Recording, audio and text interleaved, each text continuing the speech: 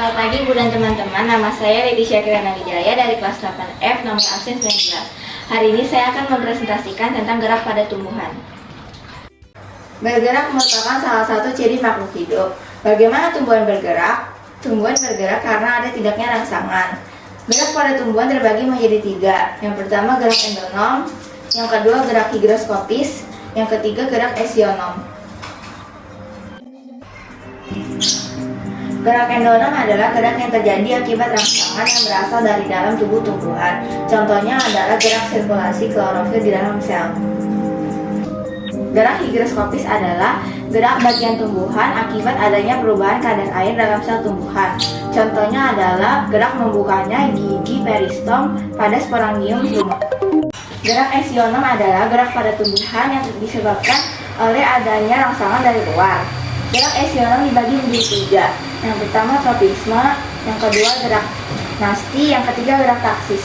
Gerak tropisme adalah gerak yang arah geraknya dipengaruhi oleh arah datangnya rangsang. Gerak tropisme dibagi menjadi 5. Yang pertama fototropisme, geotropisme, hidrotropisme, tikmotropisme, dan kemotropisme. Fototropisme adalah gerak yang mendekati atau menjauhi sumber cahaya. Geotropisme adalah gerak yang menuju atau menjauhi pusat bumi. Hidrotropisme adalah gerak tropisme yang disebabkan karena adanya rangsangan air. Contohnya adalah akar tanaman bakau yang selalu menuju air. Tikmotropisme adalah gerak membelok pada tubuh tumbuhan disebabkan karena rangsangan sentuhan. Pada umumnya tikmotropisme terjadi pada tumbuhan pemanjat atau tumbuhan yang memiliki sulur seperti anggur, ubi jalar, dan melon. Kemotropisme adalah gerak bagian tumbuhan yang disebabkan karena adanya rangsangan zat kimia. Contohnya adalah akar tanaman yang menuju ke arah pupuk atau zat hara. Gerak nasti adalah gerak bagian tumbuhan yang arah geraknya tidak dipengaruhi oleh arah datangnya rangsangan.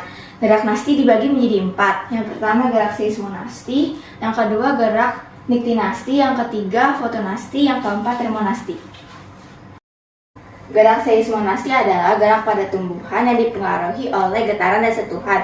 Contohnya adalah tumbuhan putri malu yang menutup ketika disentuh. Gerak niktinasti adalah gerak pada tumbuhan akibat perubahan waktu siang dan malam. Contohnya tanaman hias kupu-kupu yang mengatuk pada malam hari. Fotonasti adalah gerak tumbuhan yang disebabkan oleh rangsangan cahaya. Contohnya bunga pukul 4 yang mekar pada sore hari. Gerak termonasti adalah gerak bagian tumbuhan akibat pengaruh suhu. Contohnya bunga krokus yang membuka karena pengaruh suhu.